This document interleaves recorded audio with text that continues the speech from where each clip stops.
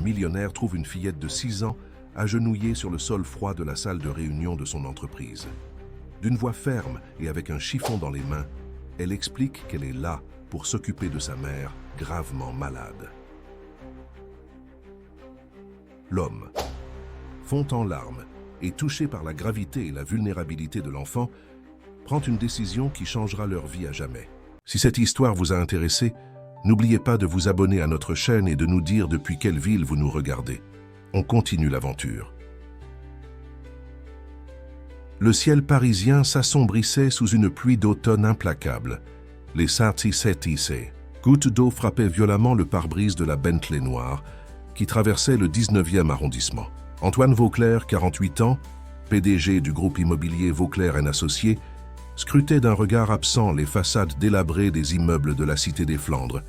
Il revenait d'une réunion tendue avec le conseil municipal concernant ce nouveau projet de rénovation urbaine qui promettait d'être aussi lucratif que controversé. Son téléphone vibrait sans cesse. Jean-Michel Delacroix, son directeur financier et bras droit depuis 15 ans, lui envoyait message sur message concernant une offre publique d'achat imminente. Antoine glissa le téléphone dans sa poche intérieure, ignorant les alertes.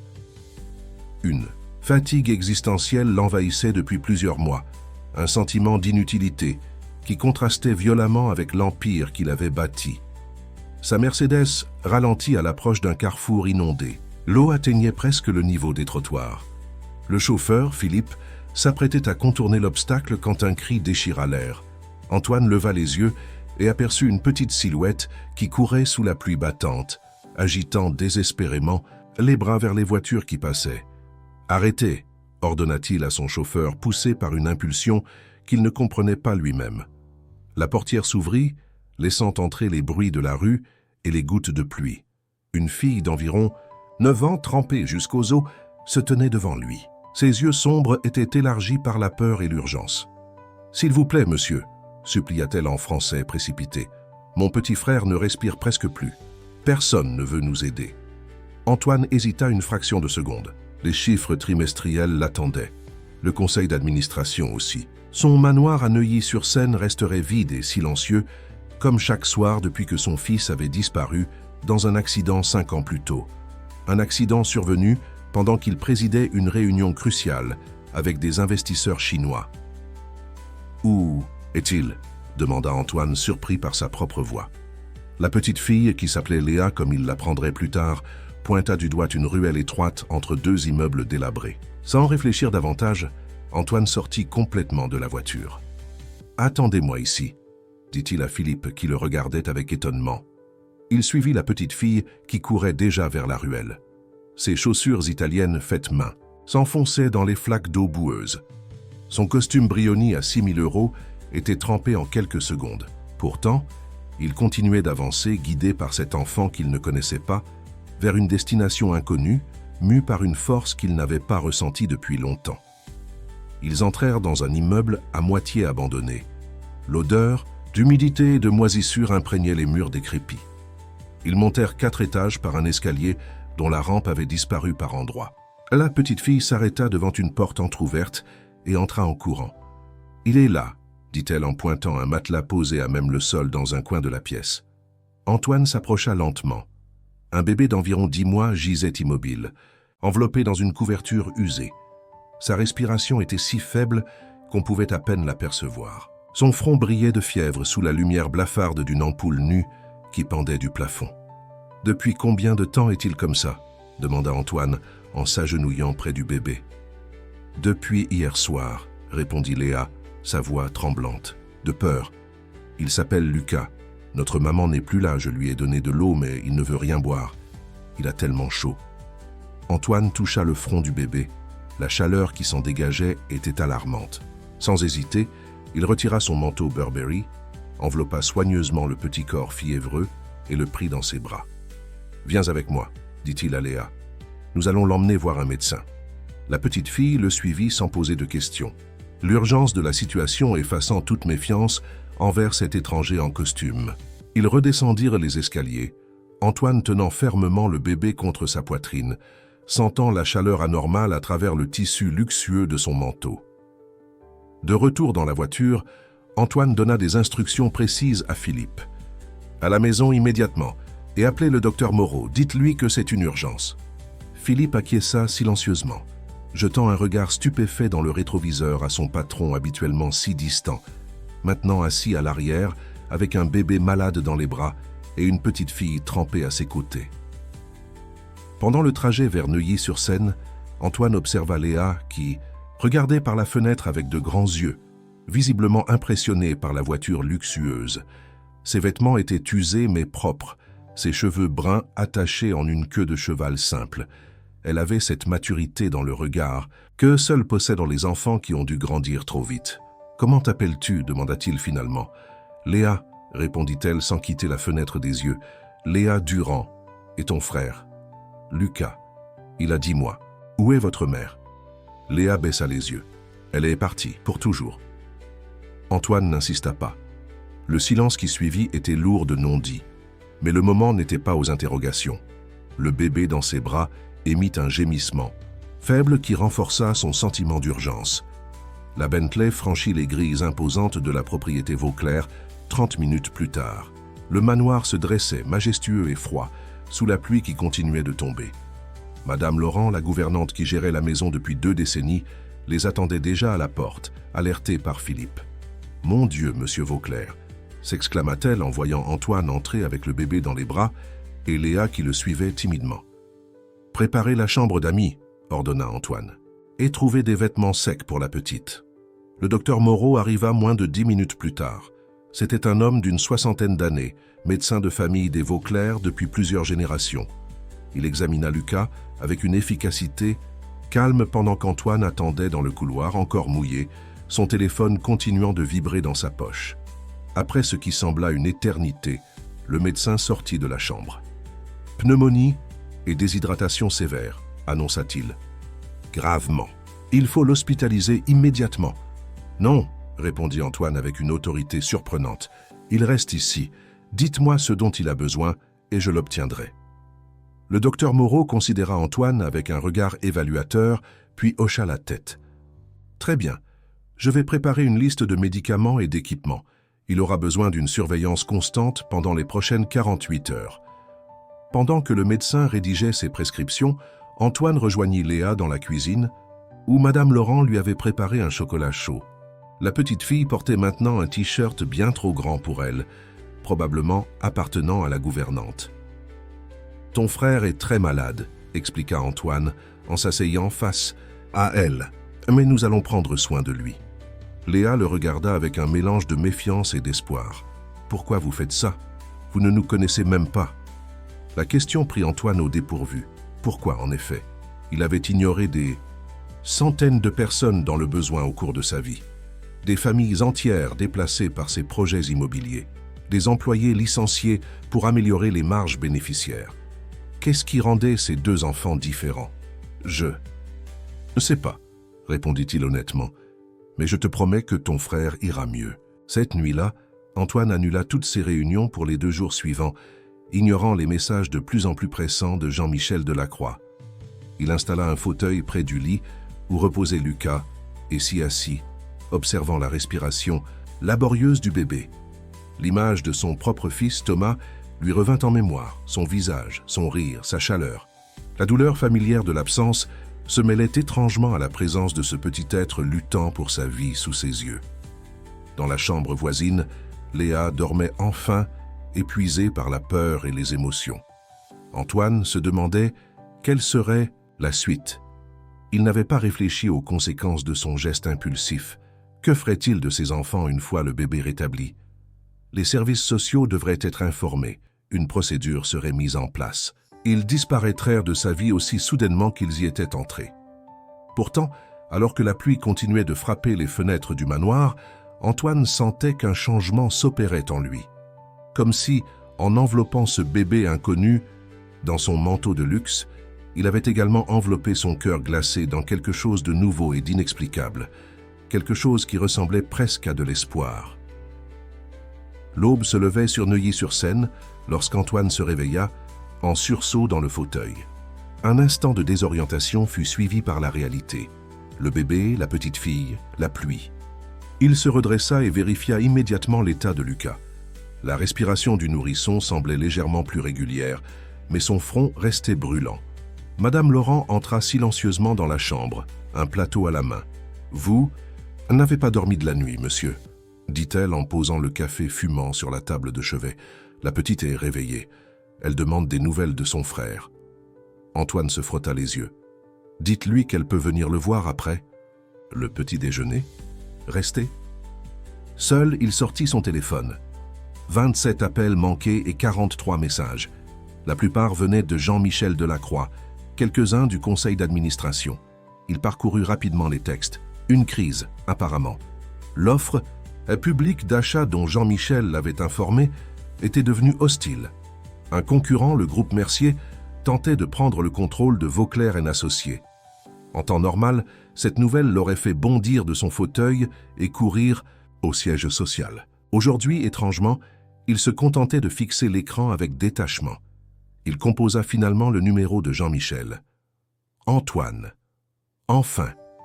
La voix de son directeur financier trahissait un mélange de soulagement et d'irritation.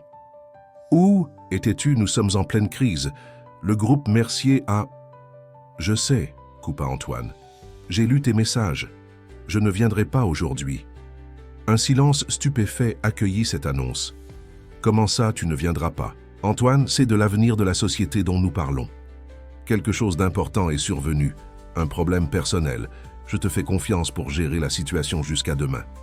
Mais le conseil exige ta présence. Victor Mercier. Fait circuler des rumeurs sur notre stabilité financière après l'échec du projet Saint-Denis. Antoine sentit une pointe d'agacement. Jean-Michel, pour une fois dans ta vie, peux-tu accepter que quelque chose soit plus important que les chiffres trimestriels? Il raccrocha avant que son directeur financier ne puisse protester davantage. Le docteur Moreau arrivait pour sa visite matinale et Antoine préférait se concentrer sur l'état de Lucas.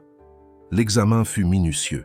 Le médecin semblait satisfait des premiers effets des antibiotiques, mais insistait sur la nécessité d'une surveillance constante. Les prochaines 24 heures seront décisives, expliqua-t-il en rangeant son stéthoscope. La fièvre devrait commencer à baisser d'ici ce soir. Léa apparut dans l'encadrement de la porte au moment où le médecin terminait ses recommandations. Elle portait une robe simple que Madame Laurent avait dû trouver dans les affaires de charité qu'elle collectait régulièrement. Ses cheveux étaient propres et coiffés, mais son expression restait méfiante. « Bonjour Léa », dit Antoine, en lui faisant signe d'approcher.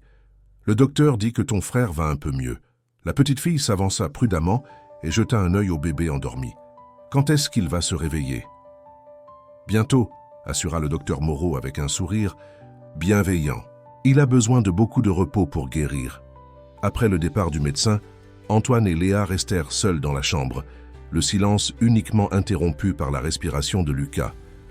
Antoine observait la petite fille qui veillait sur Hey, son frère avec une attention qui semblait bien trop adulte pour son âge. « Depuis combien de temps t'occupes-tu de lui toute seule ?» demanda-t-il finalement. Léa hésita comme si elle évaluait la confiance qu'elle pouvait lui accorder. « Depuis que maman est partie, il y a 2 mois. » Et où est-elle allée? Les yeux de Léa s'assombrirent. Elle ne reviendra pas. Elle était très malade. Antoine comprit. La mère était décédée, probablement, mais la petite fille évitait d'utiliser des mots définitifs. « Et votre père ?»« Je ne l'ai jamais connu, » répondit-elle simplement. « Comment avez-vous survécu seul pendant 2 mois? Nous habitions dans notre appartement à la Cité des Flandres, mais les hommes sont venus avec des papiers. Ils ont dit que l'immeuble allait être détruit pour construire des maisons pour les riches. Ils nous ont donné 3 jours pour partir. » Sa voix tremblait légèrement. « Je ne savais pas où aller. Notre voisine, Madame Benoît, nous a aidés un peu, mais elle est vieille et n'a pas beaucoup d'argent. » Antoine sentit un malaise l'envahir. La Cité des Flandres. Ce nom lui était familier. Trop familier. C'était l'un des projets de rénovation urbaine de Vauclair & Associés. Un ensemble d'immeubles achetés à bas prix pour être démolis et remplacés par des résidences de luxe. Il avait signé les documents sans même visiter les lieux, convaincu par Jean-Michel que le quartier était principalement abandonné. « Ces hommes » demanda-t-il lentement. « Ils travaillaient pour quelle entreprise ?» Léa fronça les sourcils, essayant de se souvenir. Je ne sais pas. Ils avaient des costumes comme le vôtre. L'un d'eux a donné sa carte à Madame Benoît. Elle a dit que c'était une grosse entreprise qui achète des maisons. Le poids de la réalisation s'abattit sur Antoine comme une masse. Ses enfants étaient sans abri à cause de sa propre compagnie, à cause de décisions qu'il avait prises ou approuvées sans en mesurer les conséquences humaines. Son téléphone vibra à nouveau. C'était encore Jean-Michel. Il l'ignora et se tourna vers Léa. « Tu as faim ?» Madame Laurent a préparé le petit déjeuner dans la salle et a mangé. Ils descendirent ensemble le grand escalier de marbre. Léa regardait autour d'elle avec émerveillement, observant les tableaux de maîtres accrochés au mur et les sculptures disposées dans les alcôves. « C'est comme un musée », murmura-t-elle. Antoine n'avait jamais vraiment prêté attention à l'opulence de sa demeure. Ses œuvres d'art étaient des investissements, des symboles de statut plus que des objets d'appréciation esthétique. Voir son environnement à travers les yeux émerveillés de Léa lui donnait une perspective nouvelle et légèrement inconfortable. Le petit déjeuner était servi dans la vaste salle à manger où Antoine mangeait habituellement seul. Lorsqu'il mangeait à la maison, Léa s'assit timidement devant l'assortiment de pain, viennoiseries, fruits frais et jus. « Tu peux prendre ce que tu veux », encouragea Antoine en se servant une tasse de café. Léa hésita, puis prit une croissant qu'elle mangea lentement, comme pour faire durer le plaisir. Antoine l'observait, remarquant ses gestes précis et contrôlés, sa façon de s'assurer de ne pas faire de miettes. « Tu vas à l'école » demanda-t-il pour briser le silence. « Oui, à l'école primaire Jules Ferry. Mais je n'y suis pas allé depuis que nous avons dû quitter l'appartement. » « Quelle classe ?»« CE2. Madame Rivière est ma maîtresse. » Le nom fit écho dans la mémoire d'Antoine. Élodie Rivière. Un visage émergea des brumes du passé, des yeux verts, un sourire chaleureux, des discussions passionnées sous les arbres du Luxembourg. Ils s'étaient rencontrés peu après la perte de son fils. Elle était enseignante, passionnée par son métier et engagée dans des associations d'aide à l'enfance. Leur relation avait été intense, mais brève. Antoine s'était replié sur lui-même, incapable de partager sa douleur, de s'ouvrir suffisamment pour construire quelque chose de durable. « Madame Rivière », répéta-t-il doucement. « Elle est toujours à Jules Ferry. »« Oui, c'est la meilleure. »« Maîtresse de l'école », affirma Léa avec une conviction touchante. « Elle nous fait chanter dans la chorale. Elle dit que la musique guérit les cœurs tristes. » La coïncidence était troublante. Était-ce le hasard qui avait placé ses enfants sur sa route, créant un lien indirect avec une femme qu'il avait repoussée au moment où il avait peut-être le plus besoin d'elle? Après le petit déjeuner, ils remontèrent auprès de Lucas. Le bébé s'était réveillé et pleurait faiblement. Léa se précipita à son chevet, lui parlant doucement et caressant son front. « Il a faim », dit-elle en se tournant vers Antoine. « D'habitude, il prend son biberon à cette heure-ci. » Antoine réalisa qu'il n'avait aucune fourniture pour bébé dans la maison. Il appela Madame Laurent qui se chargea immédiatement de contacter un service de livraison d'urgence pour obtenir tout le nécessaire, lait maternisé, biberon, couches, vêtements. En attendant, Antoine observait Léa qui chantonnait doucement pour apaiser son frère. Une berceuse simple que sa propre mère lui avait peut-être chantée. La scène ravivait des souvenirs enfouis, lui-même, assis au chevet de Thomas, lui lisant des histoires, vérifiant sa respiration pendant son sommeil. Des gestes d'amour parental qu'il avait cru ne plus jamais accomplir. Son téléphone vibra à nouveau. Cette fois, c'était un message de son père Édouard Vauclair, fondateur de l'Empire immobilier, un homme dur, pragmatique, qui avait enseigné à Antoine que les sentiments n'avaient pas leur place dans les affaires. Le message était bref et sec. Le conseil se réunit en urgence demain à 9 h. Ta présence est impérative. Antoine rangea le téléphone sans répondre. Pour la première fois depuis des années, les priorités semblaient se réaligner dans son esprit. L'urgence n'était plus dans les salles de conseil, mais ici, dans cette chambre, auprès de ces enfants vulnérables que sa propre entreprise avait contribué à mettre en danger. Lorsque les fournitures pour bébé arrivèrent, Antoine prépara maladroitement un biberon sous les instructions patientes de Léa. La petite fille prit ensuite le relais, nourrissant son frère avec une expertise née de la nécessité. Lucas buvait avidement. ses yeux fiévreux fixés sur sa sœur. « Tu es très doué avec lui, » remarqua Antoine. « C'est mon travail de prendre soin de lui, » répondit Léa avec une simplicité désarmante. « Je lui ai promis que je ne le laisserai jamais tout seul. » Ces mots touchèrent Antoine profondément. Il se rappela sa propre promesse à Thomas, une promesse qu'il n'avait pas tenue. « Je serai toujours là pour toi », avait-il dit à son fils. Puis il avait choisi une réunion d'affaires plutôt que la sortie scolaire où l'accident s'était produit. « Vous avez l'air triste », observa Léa en le regardant attentivement. « J'avais un fils », répondit Antoine, surpris par sa propre franchise. « Il s'appelait Thomas. Il n'est plus là maintenant. » Léa hocha la tête avec une compréhension au-delà de son âge. « Comme ma maman. » « Oui, comme ta maman. » Un silence complice s'installa entre eux, une reconnaissance mutuelle de la perte qui les unissait d'une façon inattendue. 3 jours s'étaient écoulés depuis l'arrivée de Léa et Lucas au manoir Vauclair. La fièvre du bébé avait enfin cédé, et ses poumons, selon le docteur Moreau, se dégageaient progressivement. Antoine avait reporté toutes ses réunions, déléguant les urgences à Jean-Michel, malgré les protestations véhémentes de ce dernier. Pour la première fois depuis la perte de Thomas, il ressentait quelque chose qui ressemblait à un but. Ce matin-là, il se tenait devant son ordinateur, parcourant les documents du projet immobilier de la Cité des Flandres. Ce qu'il découvrait le révoltait de plus en plus. Les rapports sociaux avaient été minimisés. Les estimations de logements occupés délibérément sous-évaluées. Plusieurs notes internes suggéraient des méthodes d'intimidation pour accélérer le départ des derniers locataires récalcitrants.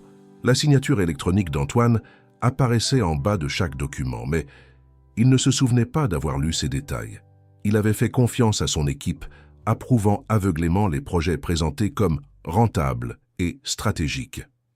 Une requête de vidéoconférence apparut sur son écran. Jean-Michel Delacroix insistait pour lui parler. Antoine hésita puis accepta l'appel. Le visage tendu de son directeur financier remplit l'écran. « Antoine, cette situation devient intenable. Le conseil s'impatiente.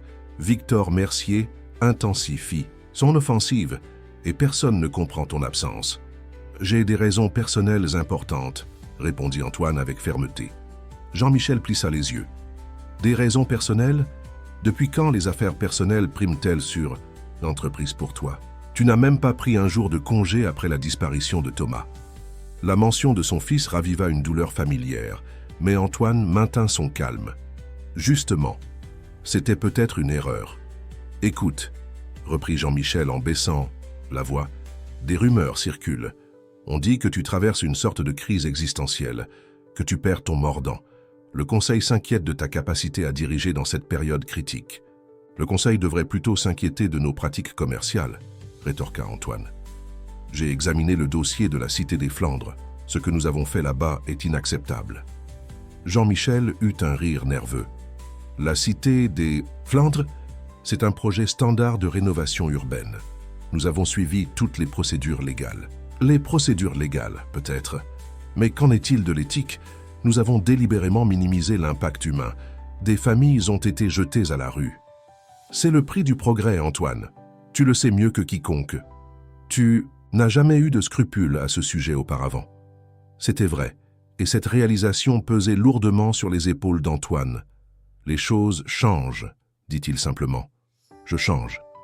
Jean-Michel le fixa avec intensité à travers l'écran. Qu'est-ce qui t'arrive? Est-ce qu'il s'agit d'une femme? D'une crise de la cinquantaine anticipée?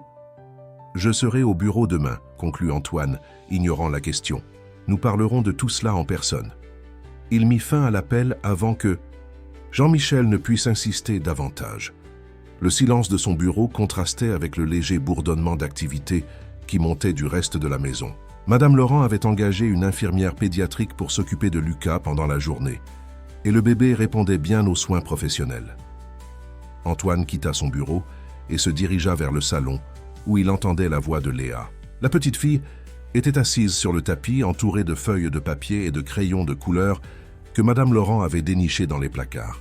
Elle dessinait avec concentration, sa langue légèrement sortie entre ses lèvres. « Qu'est-ce que tu dessines ?» demanda Antoine en s'approchant. Léa leva les yeux. Elle semblait plus détendue aujourd'hui, moins sur ses gardes. « C'est notre Que maison, expliqua-t-elle en montrant un dessin d'immeuble coloré, avant qu'ils nous disent de partir. Antoine s'assit à côté d'elle, observant le dessin d'enfant qui représentait un immeuble aux multiples fenêtres, chacune abritant des personnages souriants. Tu te souviens bien de tous ses voisins? Oui, il y avait Madame Benoît qui nous gardait parfois, Monsieur Touré qui jouait de la musique africaine, la famille Diallo avec leurs jumeaux qui me laissaient jouer avec eux. Elle pointa différentes fenêtres tout en parlant. Tout le monde se connaissait, on s'entraidait. Une communauté, pas juste un bâtiment vétuste à faible valeur locative, comme l'indiquaient les rapports. La culpabilité qu'Antoine ressentait s'intensifia. Et maintenant, où sont-ils tous? Léa haussa les épaules. Je ne sais pas, certains ont trouvé d'autres appartements loin d'ici. D'autres cherchent encore. Et toi et Lucas, vous êtes restés le plus longtemps? Maman était trop malade pour chercher un autre endroit. Et après, je ne savais pas quoi faire. Elle marqua une pause. Vous allez nous emmener à l'orphelinat maintenant que Lucas va mieux? La question prit Antoine au dépourvu. L'idée de confier ses enfants aux services sociaux, qui était la solution logique il y a quelques jours, lui semblait maintenant inconcevable. Non, répondit-il fermement. Vous pouvez rester ici aussi longtemps que nécessaire. Le visage de Léa s'illumina brièvement, puis l'inquiétude revint. Mais Lucas doit voir un médecin régulièrement, et je dois retourner à l'école. Nous nous occuperons de tout. Cela, assura Antoine. Je te promets que vous ne serez pas séparés. Cette promesse, prononcée presque instinctivement, marquait un tournant. Antoine réalisait qu'il s'engageait sur un chemin dont il ne mesurait pas encore toutes les implications, mais qui lui semblait, pour la première fois depuis longtemps, être le bon. Plus tard dans la journée, Antoine passa un appel qu'il avait reporté depuis des années. L'école primaire Jules Ferry. Demander spécifiquement à parler à Madame Rivière lui sembla soudain intimidant. Que lui dirait-il? Comment expliquerait-il la présence de Léa chez lui? École Jules Ferry, bonjour, répondit une voix féminine. Bonjour, je souhaiterais parler à Madame Rivière, enseignante en CE2. Elle est en classe actuellement. Puis-je prendre un message? Antoine hésita. C'est au sujet d'une de ses élèves, Léa Durand. Pourriez-vous lui demander de me rappeler? Mon nom est Antoine Vauclair. Un silence suivit sa déclaration. Monsieur Vauclair, l'ancien ami d'Élodie? Antoine fut surpris. Vous la connaissez personnellement? Nous sommes collègues depuis 10 ans. Elle a mentionné votre nom occasionnellement. La voix semblait soudain plus réservée. Je lui transmettrai votre message. L'appel se termina, laissant Antoine avec un sentiment d'appréhension. Comment Élodie réagirait-elle après toutes ces années? Il se souvenait de leur dernière rencontre, les larmes qu'elle avait retenues, sa propre froideur, son incapacité à accepter la main tendue alors qu'il sombrait dans le chagrin. Ses réflexions furent interrompues par l'arrivée de Philippe. Son chauffeur, monsieur, votre père est ici. Antoine se raidit. Édouard Vauclair n'était pas du genre à faire des visites impromptues.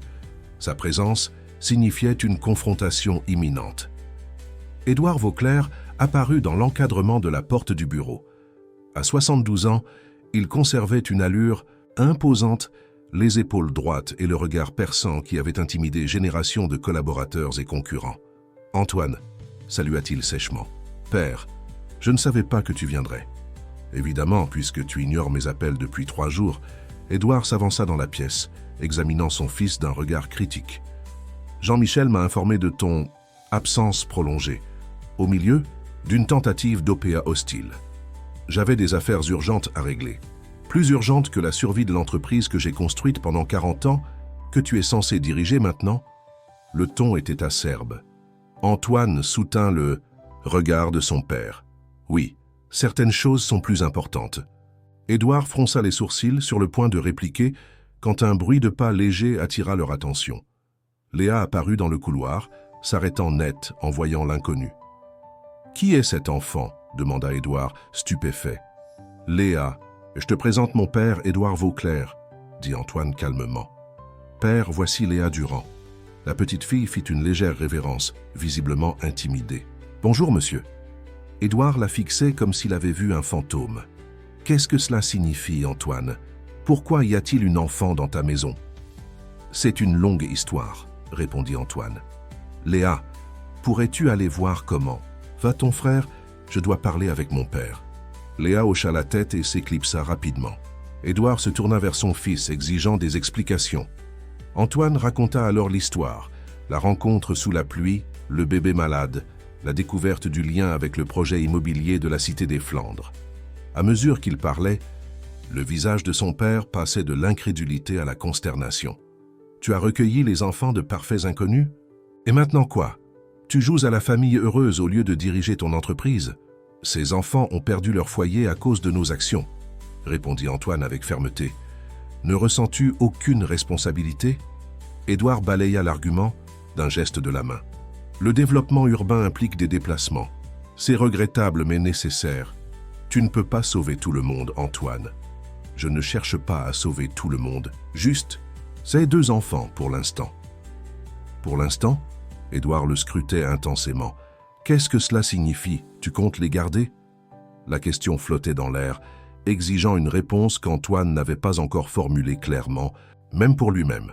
Mais en cet instant, face à son père, la réponse lui parut évidente. « Oui, je compte prendre soin d'eux. »« Tu as perdu l'esprit, » murmura Édouard. « D'abord, tu abandonnes l'entreprise en pleine crise, et maintenant ça?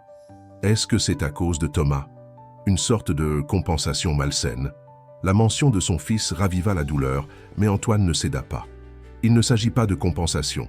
Il s'agit de faire ce qui est juste, pour une fois. Ce qui est juste? Édouard eut un rire sans joie. Je t'ai appris à être pragmatique, pas sentimental. Ces enfants ont besoin de professionnels, de services sociaux, pas d'un homme d'affaires en pleine crise existentielle. Les services sociaux les sépareraient, répliqua Antoine. Ils ont déjà perdu leur mère et leur foyer. Je refuse qu'ils perdent aussi le seul lien familial qui leur reste. Édouard secoua la tête, visiblement dépassé par la tournure des événements. Tu ne peux pas diriger Vauclair & Associés et jouer les pères adoptifs en même temps. C'est l'un ou l'autre, Antoine. Alors peut-être est-il temps de reconsidérer mes priorités. Ces mots, prononcés calmement mais fermement, créèrent un fossé presque palpable entre le père et le fils. Édouard fixa Antoine comme s'il ne le reconnaissait plus. « Je t'ai élevé pour être un leader, un bâtisseur d'empire, pas un travailleur social, » dit-il finalement. « Si tu persistes dans cette folie, ne compte pas sur mon soutien au conseil d'administration. Je n'ai jamais compté sur des faveurs, père, pas même les tiennes. » Édouard se dirigea vers la porte, puis s'arrêta et se retourna. « J'ai perdu un petit-fils. Je ne veux pas perdre aussi mon fils. » Sur ces mots, il quitta la pièce, laissant Antoine seul avec le poids de ses décisions. Plus tard, ce soir-là, alors que le manoir s'endormait, Antoine se tenait dans l'encadrement de la porte de la chambre où dormaient Léa et Lucas. Le bébé reposait paisiblement dans un berceau acquis en urgence, tandis que Léa dormait dans le grand lit adjacent, serrant contre elle le manteau Burberry dans lequel Antoine avait enveloppé son frère le premier jour. Ce geste simple, une enfant s'accrochant à un symbole de sécurité, cristallisait tout ce qu'Antoine avait ressenti ces derniers jours. Une transformation s'opérait en lui, comme si des compartiments hermétiquement fermés de son cœur s'ouvraient lentement, laissant entrer l'air et la lumière. Son téléphone vibra doucement dans sa poche. Un message d'un numéro inconnu. « Antoine, c'est Élodie Rivière. J'ai appris que Léa Durand est avec vous. Nous devons parler. Demain, 16h à l'école. » Il fixa l'écran, sentant son cœur s'accélérer légèrement. Élodie. La femme qu'il avait repoussée quand il avait le plus besoin d'elle. La femme qui avait essayé de l'atteindre dans les profondeurs de son chagrin. Et maintenant, par un étrange concours de circonstances, elle revenait dans sa vie à travers Léa. « J'y serai », répondit-il simplement. Dehors, la pluie avait cessé, laissant place à un ciel clair parsemé d'étoiles. Antoine resta un moment à contempler les 2 enfants endormis, conscient qu'il se tenait au seuil d'un nouveau chapitre de sa vie. Un chapitre qu'il n'aurait jamais imaginé écrire, mais qui semblait pourtant être exactement celui qu'il devait vivre maintenant. L'école primaire Jules Ferry se dressait dans le 19e arrondissement, à quelques rues seulement de la Cité des Flandres. Antoine observait la façade du bâtiment depuis sa voiture, étrangement nerveux. Après avoir déposé Léa chez lui sous la surveillance de Madame Laurent et de l'infirmière, il avait demandé à Philippe de le conduire directement ici pour son rendez-vous avec Élodie. Le matin même, Il s'était rendu au siège de Vauclair & Associés pour la première fois depuis une semaine. L'atmosphère était électrique, tendue, comme si l'entreprise entière retenait son souffle. Jean-Michel l'avait accueilli avec un mélange de soulagement et de reproches à peine voilés. « Le conseil veut des explications », avait-il annoncé en suivant Antoine dans son bureau. Victor Mercier intensifie son offensive. 3 actionnaires majeurs hésitent à lui vendre leur part. Nous perdons du terrain chaque jour. Antoine avait écouté, absorbant les informations avec un détachement qui semblait exaspérer son directeur financier. « J'ai pris une décision », avait-il finalement déclaré. « Je veux un audit complet du projet de la Cité des Flandres.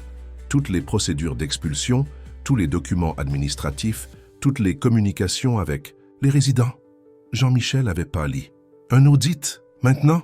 C'est de la folie, Antoine. Nous avons des problèmes bien plus urgents. » C'est justement parce que nous avons ignoré ce genre de détails que nous sommes dans cette situation, avait répliqué Antoine. Je veux savoir exactement comment nous avons traité ces familles. Pourquoi cette soudaine obsession pour un projet standard? Nous avons des dizaines d'opérations similaires en cours. C'est précisément ce qui m'inquiète. La réunion s'était terminée dans une atmosphère glaciale. Jean-Michel quittant le bureau avec une expression que jamais auparavant Antoine n'avait vue sur son visage. Un mélange de confusion, de colère et... était-ce de la peur?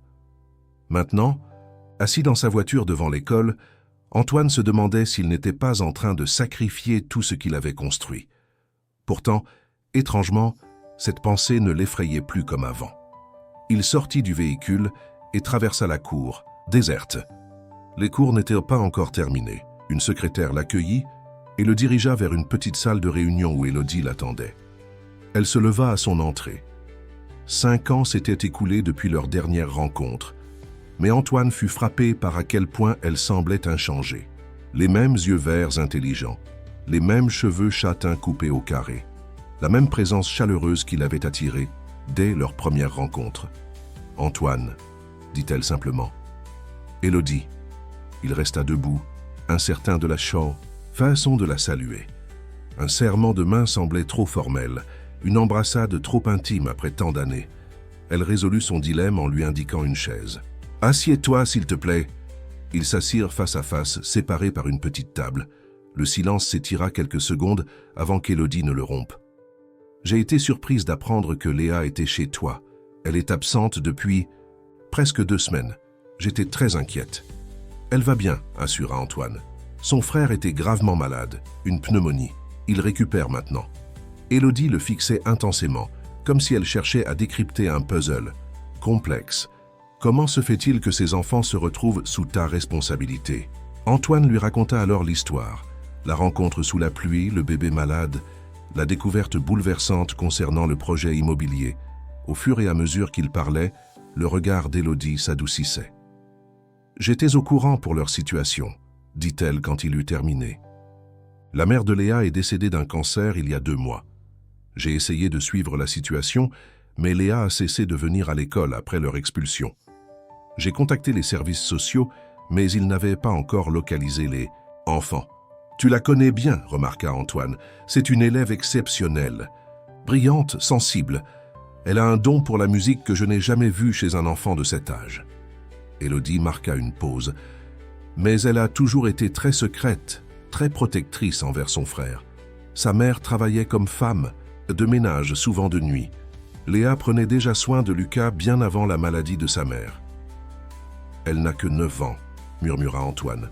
« Certains enfants grandissent trop vite. » Elle le regarda directement. « Qu'est-ce que tu comptes faire maintenant, Antoine? Les services sociaux doivent être informés. »« Je sais. » Il hésita, puis se lança. « J'envisage de demander leur garde. » Élodie le fixa stupéfaite. « Leur garde? Tu veux dire les adopter? » « Oui. » Le mot était simple, mais ses implications immenses. Antoine, Élodie semblait chercher ses mots. « C'est une décision énorme. Tu ne connais ces enfants que depuis quelques jours. Et ta vie, elle n'est pas exactement organisée autour des besoins d'enfants. »« Les choses changent, » répondit-il calmement. « Je change. »« À cause de Thomas ?» La question était directe, presque brutale dans sa simplicité. Antoine sentit la douleur familière, mais elle semblait différente maintenant. moins vive, plus nuancée. Pas seulement. Bien sûr, perdre Thomas a creusé un vide que rien ne pourra jamais combler. Mais ce n'est pas une tentative de remplacement, c'est une seconde chance. Pas de remplacer ce que j'ai perdu, mais de créer quelque chose de nouveau. Élodie l'observa longuement, comme si elle évaluait la sincérité de ses paroles. « Je te connais, Antoine. Ou du moins, je te connaissais. L'homme que j'ai connu était dévoré par son travail, incapable de s'arrêter même face au chagrin. Qu'est-ce qui a vraiment changé ?» La question méritait une réponse honnête. Antoine prit son temps, cherchant les mots justes. J'ai réalisé que j'avais construit ma vie autour de choses vides, des immeubles, des contrats, des chiffres. J'ai créé des structures qui n'abritent rien de ce qui compte vraiment. Il s'interrompit, surpris par sa propre éloquence sur un sujet qu'il avait si longtemps évité. Quand j'ai trouvé Léa et Lucas, quelque chose s'est réveillé en moi. Comme si une partie de moi, qui dormait depuis la perte de Thomas, avait soudain ouvert les yeux. Élodie l'écoutait attentivement, son expression indéchiffrable. L'adoption est un processus long et complexe, Antoine. Les autorités voudront s'assurer que tu es capable de fournir un environnement stable, aimant. Je suis prêt à faire tout ce qu'il faudra. Et ton entreprise? La dernière fois que nous nous sommes parlé, tu m'as dit que Vauclair & Associés était toute ta vie. Antoine eut un sourire triste. C'est peut-être précisément le problème. La cloche de l'école retentit, signalant la fin des cours. Des cris joyeux d'enfants libérés envahirent soudain les couloirs. « Léa aime beaucoup la chorale, » dit Élodie après un moment. « Elle a une voix magnifique. Nous répétons tous les mardis et jeudis après les cours. »« Elle me l'a dit, » répondit Antoine. « Elle a mentionné que tu disais que la musique guérit les cœurs tristes. » Un sourire fugace passa sur le visage d'Élodie. « Je le crois vraiment. Je l'ai inscrite dans une école près de chez moi pour l'instant, » expliqua Antoine. « Mais elle pourrait revenir ici. La continuité serait importante pour elle. »« Tu as raison. » Élodie se leva, signalant la fin de leur entretien. « Je vais contacter l'assistante sociale qui s'occupait de leur dossier. Elle doit savoir qu'ils sont en sécurité. » Antoine se leva également. « Merci, Élodie. » Elle le regarda longuement. « Tu sais, quand nous nous sommes séparés, j'ai pensé que tu ne te remettrais jamais de la perte de Thomas, que tu t'enfermerais à jamais dans ce monde de chiffres et de béton. Je suis heureuse de m'être trompée. » Ces mots touchèrent Antoine plus profondément qu'il ne s'y attendait. « J'aurais dû t'écouter à l'époque. Nous étions tous les deux à des endroits différents, » répondit-elle simplement. « Parfois, le timing est tout. » Ils se quittèrent avec la promesse de rester en contact concernant Léa. En retournant à sa voiture, Antoine se sentait plus léger, comme si une partie du poids qu'il portait depuis si longtemps s'était dissipée. Son téléphone sonna. C'était Madame Laurent. « Monsieur Vauclair, vous devriez rentrer rapidement. Léa a de la fièvre. » Le trajet du retour sembla interminable. Antoine sentait l'inquiétude monter en lui à mesure que la voiture s'approchait de Neuilly-sur-Seine. Cette angoisse pour le bien-être d'un autre être humain, qu'il n'avait pas ressenti depuis Thomas, était à la fois douloureuse et étrangement réconfortante, un signe qu'il était encore capable d'attachement profond. À son arrivée, il trouva Léa au lit, les joues rouges de fièvre. L'infirmière lui expliqua qu'elle avait probablement attrapé le virus de son frère, mais sous une forme moins sévère. « Ce n'est probablement rien de grave, » assura-t-elle, « mais il faut surveiller sa température. » Antoine s'assit au chevet de Léa, lui tenant la main tandis qu'elle somnolait. Dans le berceau voisin, Lucas dormait paisiblement, sa respiration enfin régulière après des jours de lutte. Léa ouvrit les yeux, reconnut Antoine et sourit faiblement. « Vous êtes revenu. »« Bien sûr que je suis revenu, » répondit-il doucement. « Je te l'avais promis, non ? Les grandes personnes font souvent des promesses qu'elles ne tiennent pas, » murmura-t-elle avant de refermer les yeux. Ces mots simples contenaient une sagesse et une douleur qui dépassaient son âge. Antoine resta près d'elle, épongeant son front avec un linge humide, lui donnant à boire quand elle s'éveillait. Les heures passaient et il refusait de quitter son chevet, malgré les appels insistants de Jean-Michel. Tard dans la nuit, alors que la fièvre de Léa commençait enfin à baisser, Antoine sentit son téléphone vibrer. C'était un message d'Élodie. « J'ai parlé à l'assistante sociale, Charlotte Mercier. Elle viendra vous voir demain. Je lui ai dit que les enfants étaient entre de bonnes mains. J'espère ne pas m'être trompé. » Antoine fixa l'écran conscient que le processus officiel commençait maintenant. Les services sociaux, les évaluations, les enquêtes sur sa capacité à être parent. Un chemin semé d'obstacles s'ouvrait devant lui. Le lendemain matin, Léa allait mieux. Sa fièvre avait diminué et elle avait même pris un petit déjeuner léger. Antoine avait annulé toutes ses réunions, décidant de rester à la maison pour accueillir l'assistante sociale. Charlotte Mercier arriva à 10 heures précises. C'était une femme d'une quarantaine d'années, à l'allure professionnelle mais bienveillante. Elle expliqua clairement son rôle et le processus qui s'enclencherait. Pour l'instant, nous cherchons surtout à nous assurer que les enfants sont en sécurité et bien traités, dit-elle en observant l'environnement luxueux du manoir. À long terme, nous devrons évaluer les options de placement permanent. Je souhaite demander leur garde, annonça Antoine directement. Charlotte Mercier ne sembla pas surprise. Élodie avait dû la prévenir. Monsieur Vauclair, l'adoption est un processus complexe. Vous êtes célibataire avec un emploi extrêmement prenant. Les autorités voudront s'assurer que vous pouvez offrir un environnement stable et approprié. Je comprends. Je suis prêt à faire les ajustements nécessaires. L'assistante sociale passa 2 heures à la propriété, observant les interactions entre Antoine et les enfants, posant des questions, prenant des notes. Léa, malgré sa fatigue, semblait s'être attachée à Antoine, se tournant naturellement vers lui pour du réconfort ou des réponses. Avant de partir, Charlotte Mercier prit Antoine à part. « Madame Rivière parle très favorablement de vous, ce qui compte beaucoup à mes yeux. Mais je dois vous avertir que la route sera longue. D'autres membres de la famille pourraient se manifester. Des évaluations psychologiques seront nécessaires. Votre mode de vie sera examiné en détail. Y a-t-il un risque qu'ils soient séparés en attendant ?» demanda Antoine, exprimant sa plus grande crainte. « C'est malheureusement possible. Les places en famille d'accueil pour des fratries sont rares. Je ferai tout pour l'éviter, » affirma Antoine avec une détermination tranquille. Après le départ de l'assistante sociale, Antoine passa du temps avec Léa et Lucas dans le salon. Le bébé commençait à s'habituer à lui souriant et tendant les bras quand il s'approchait. Ses petits gestes de confiance le touchaient profondément. « Est-ce que tu aimes vivre ici ?» demanda-t-il à Léa qui feuilletait un livre d'images. Elle réfléchit sérieusement à la question. « C'est grand et beau, mais c'est un peu triste aussi. » « Triste? Pourquoi? » « Il n'y a pas de musique, pas de rire. Dans notre ancien immeuble, on entendait toujours quelqu'un chanter ou parler fort. Ici, c'est tellement silencieux qu'on pourrait entendre une mouche voler. » Antoine fut frappé par la justesse de l'observation. Son manoir avait toujours été un lieu de silence et de solitude, un refuge contre le bruit du monde extérieur. Mais à travers les yeux d'une enfant, ce silence prenait une autre dimension, celle de l'absence, du manque. « Tu aimais chanter dans la chorale de Madame Rivière, n'est-ce pas ?» Léa hocha la tête avec enthousiasme. « J'adore chanter.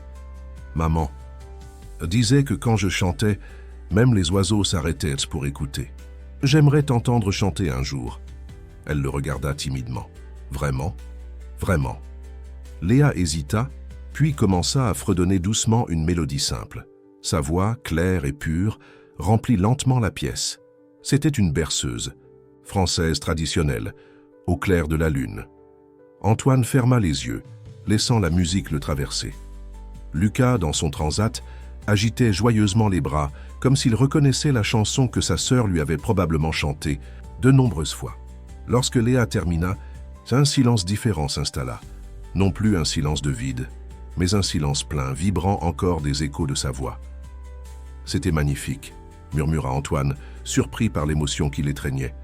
Léa sourit, un vrai sourire qui illumina son visage. Pour la première fois depuis leur rencontre, elle semblait véritablement détendue en sa présence. « Monsieur, » dit-elle soudain, « est-ce que je peux garder votre manteau, celui dans lequel vous avez enveloppé Lucas le premier jour ?» La requête était inattendue. « Mon manteau Burberry ?»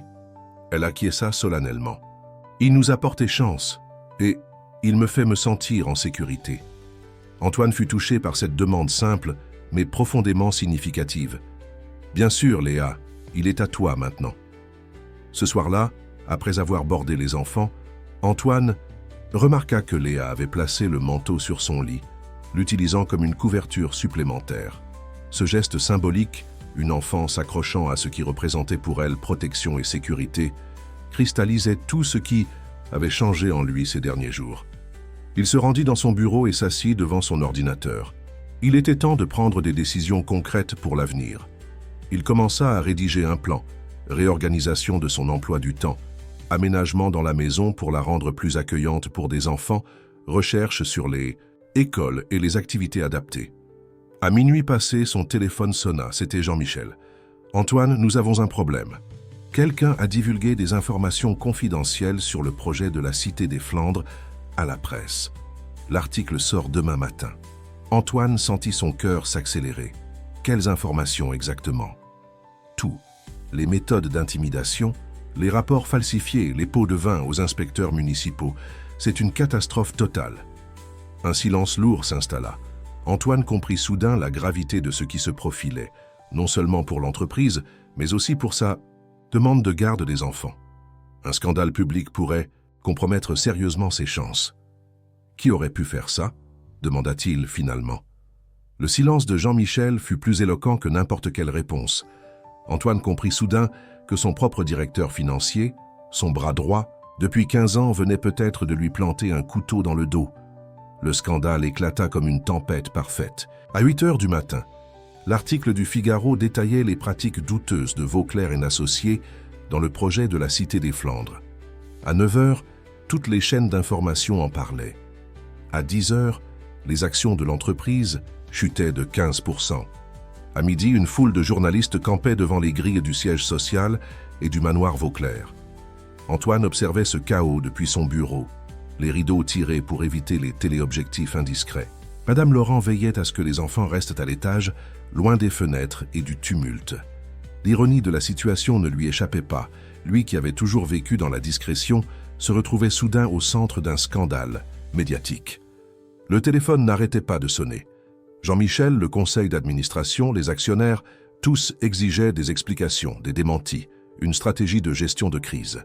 Antoine les ignorait, concentré sur un seul appel, celui de Charlotte Mercier, l'assistante sociale. « Monsieur Vauclair, dit-elle, quand il décrocha finalement, « je suppose que vous êtes au courant de la situation. »« Oui, répondit-il, simplement. Je dois être honnête avec vous. Ces révélations compliquent considérablement votre demande de garde. Le juge des enfants sera informé de cette affaire et il prendra en compte la moralité et l'éthique du demandeur. » Antoine serra les poings. « Ces pratiques ont eu lieu sous ma direction et j'en assume l'entière responsabilité. Mais ce sont précisément ces découvertes qui m'ont fait prendre conscience de la nécessité de changer, tant personnellement que professionnellement. » Un silence suivit. « Je comprends votre position, monsieur Vauclair, mais comprenez la mienne. Mon devoir est de protéger les intérêts des enfants. Et vous pensez que leur intérêt serait de les séparer, de les placer dans le système ?» La voix d'Antoine tremblait légèrement. Léa a pris soin de son frère dans des conditions impossibles. Elle a traversé la perte de sa mère, l'expulsion de son foyer. Maintenant qu'elle commence enfin à se sentir en sécurité, vous voulez lui imposer un nouveau traumatisme. Charlotte Mercier soupira. Ce n'est pas si simple. Nous avons retrouvé une tante maternelle des enfants. Elle vit à Lyon et s'est manifestée suite à nos recherches. Cette nouvelle frappa Antoine comme un coup physique. Une tante, Madame Sophie Durand, la sœur cadette de leur mère. Elle ignorait le décès de sa sœur et la situation des qu'enfants. Elle souhaite les rencontrer. Antoine sentit le sol se dérober sous ses pieds. Une tante biologique aurait naturellement priorité sur lui dans toute procédure d'adoption. Quand doit-elle venir? Elle sera à Paris demain. J'organiserai une rencontre dans nos bureaux, si vous acceptez d'y amener les enfants. Bien sûr, répondit-il mécaniquement, l'esprit tourbillonnant de nouvelles inquiétudes. Après avoir raccroché, Antoine resta immobile un long moment. Une partie de lui savait que l'apparition d'un membre de la famille était une bonne chose pour Léa et Lucas. Une autre partie qu'il n'osait pas complètement reconnaître se rebellait contre l'idée de les perdre maintenant qu'ils commençaient à faire partie de sa vie. Son téléphone vibra à nouveau, un message d'Élodie, cette fois. « Je viens de voir les nouvelles. Es-tu d'accord pour que je passe voir Léa? Elle aura peut-être besoin d'un visage familier dans cette tempête. » Antoine accepta avec gratitude. La présence d'Élodie serait réconfortante pour Léa, et il devait avouer qu'il apprécierait lui-même un soutien face à cette crise. Il monta à l'étage pour voir les enfants. Léa jouait tranquillement avec Lucas dans la chambre qu'ils partagèrent désormais. La petite fille leva les yeux à son entrée, son expression sérieuse au-delà de son âge. « Il y a beaucoup de gens dehors, dit-elle. » Madame Laurent dit qu'on ne doit pas s'approcher des fenêtres. « C'est vrai, » confirma Antoine en s'asseyant près d'elle. « Ces personnes sont des journalistes. Ils veulent me poser des questions sur mon entreprise. Vous avez fait quelque chose de mal. » La question était directe, sans jugement. Antoine considéra sa réponse avec soin. « Mon entreprise a fait des choses qui ont blessé des gens comme ta famille. Je n'ai pas été assez attentif, je n'ai pas posé les bonnes questions et des personnes ont souffert à cause de ça. Maintenant, je dois assumer ma responsabilité. » Léa hocha la tête, semblant accepter cette explication. « Maman disait toujours qu'on doit réparer ce qu'on casse. » « Ta maman était une femme sage, » répondit Antoine, touché par cette simplicité morale. « Est-ce qu'on va devoir partir d'ici » demanda-t-elle, allant droit au cœur de sa préoccupation. La question prit Antoine au dépourvu. « Pourquoi penses-tu cela ?»« Parce que c'est ce qui arrive toujours, » répondit-elle avec une résignation qui brisa le cœur d'Antoine. « On commence à aimer un endroit, et puis on doit partir. » Antoine s'agenouilla devant elle, la regardant droit dans les yeux. « Léa, je te promets que je ferai tout ce qui est en mon pouvoir pour que toi et Lucas restiez en sécurité, ensemble. » Il dit, elle ne pouvait pas promettre plus, pas avec l'apparition de cette tante inconnue, pas avec le scandale médiatique qui menaçait sa réputation et sa crédibilité en tant que candidat à l'adoption. « Madame Rivière va venir te voir cet après-midi, » ajouta-t-il pour changer de sujet. « Elle s'inquiétait pour toi. » Le visage de Léa s'éclaira. « Vraiment? Elle va venir ici? »« Oui, elle sera là bientôt. » Antoine les laissa pour retourner à son bureau où une montagne de messages et d'appels l'attendait. Parmi eux, une convocation officielle à une réunion extraordinaire du conseil d'administration prévue pour le lendemain. L'objet n'était pas précisé, mais Antoine n'avait aucun doute. Il s'agissait de discuter de son avenir à la tête de l'entreprise. Élodie arriva en début d'après-midi, traversant la horde de journalistes avec une détermination tranquille. Antoine l'accueillit avec soulagement, frappé par la facilité avec laquelle elle gérait cette situation chaotique. « Merci d'être venu, » dit-il en l'introduisant dans le salon. « Comment va Léa ?» demanda-t-elle immédiatement. Inquiète. Elle est très perceptive. Elle sent que quelque chose se passe. Élodie hocha la tête. Les enfants captent toujours plus que ce que nous pensons. Léa descendit les escaliers en courant dès qu'elle entendit la voix de son institutrice. Son visage s'illumina d'un sourire authentique, le premier qu'Antoine voyait depuis le début de la tempête médiatique. « Madame Rivière !» s'exclama-t-elle en se jetant dans les bras d'Élodie. « Bonjour, ma chérie !» répondit Élodie en l'étreignant. « Tu m'as manqué à l'école. Comment vas-tu et ton petit frère ?»« Lucas va mieux maintenant. Il peut respirer sans faire de bruit bizarre. » Élodie sourit. C'est une excellente nouvelle. Antoine les laissa seuls, comprenant que Léa avait besoin de ce moment avec une figure féminine stable dans sa vie. Il retourna à son bureau et, pour la première fois depuis des jours, se plongea dans les détails de la crise qui secouait son entreprise. Les documents parlaient d'eux-mêmes. Les pratiques révélées par la presse n'étaient pas des incidents isolés, mais semblaient faire partie d'une stratégie systématique orchestrée par... Antoine fixait l'écran stupéfait par ce qu'il découvrait. Les mémos internes, les directives, les décisions concernant la Cité des Flandres portaient tous la signature électronique de Jean-Michel Delacroix. Son directeur financier n'avait pas seulement été complice, il avait été l'architecte des pratiques les plus controversées. Les documents suggéraient qu'il avait délibérément minimisé ces aspects dans ses présentations au Conseil et à Antoine lui-même, présentant des résumés édulcorés qui masquaient la réalité des méthodes employées. Un coup frappé. À la porte interrompit ses découvertes. C'était Élodie. « Léa s'est endormie, dit-elle en entrant. Cette période a été épuisante pour elle. »« Merci d'être venue, » répondit Antoine. « Ta présence lui fait beaucoup de bien. » Élodie s'assit face à lui. « Charlotte Mercier m'a appelé. Elle m'a parlé de la tante à Lyon. »« Tu étais au courant ?»« Non. Apparemment, Les sœurs étaient brouillées depuis des années. La mère de Léa n'a jamais mentionné sa sœur. Antoine soupira. Je devrais être heureux pour les enfants, avoir un membre de leur famille qui veut prendre soin d'eux. C'est ce qu'il y a de mieux pour eux, n'est-ce pas? Élodie l'observa attentivement. Tu t'es vraiment attaché à eux. Plus que je ne l'aurais imaginé possible en si peu de temps. Et eux à toi, ajouta-t-elle doucement. J'ai vu comment Léa parle de toi. Elle dit que tu as sauvé Lucas avec ton manteau magique. Antoine sourit malgré lui. Mon manteau Burberry. Elle le garde près d'elle tout le temps. Une sorte de doudou improvisé. C'est plus que ça, expliqua Élodie. Pour elle, ce manteau représente le moment où quelqu'un a finalement répondu à son appel à l'aide. Après des semaines à être ignoré, rejeté, invisible. Ces mots résonnèrent profondément en Antoine. N'était-ce pas exactement ce qu'il avait lui-même ressenti après la perte de Thomas? Invisible dans sa douleur, isolé dans son chagrin, incapable de tendre la main à ceux qui, comme Élodie, avaient essayé de l'atteindre. « Je ne veux pas les perdre », admit-il finalement. « Est-ce égoïste de ma part ?»« C'est humain », répondit-elle simplement, « mais l'amour véritable implique parfois de faire passer les besoins de l'autre avant les siens. » Antoine savait qu'elle avait raison. Si cette tante pouvait offrir aux enfants un foyer stable, avec une véritable connexion familiale, ne devrait-il pas s'effacer? Même si cette pensée lui causait une douleur presque physique. « La réunion avec la tante est prévue pour demain, » dit-il, « le même jour que la réunion du conseil qui décidera probablement de mon sort à la tête de Vauclair et Associés. »« Une journée chargée, » commenta Élodie avec un léger sourire.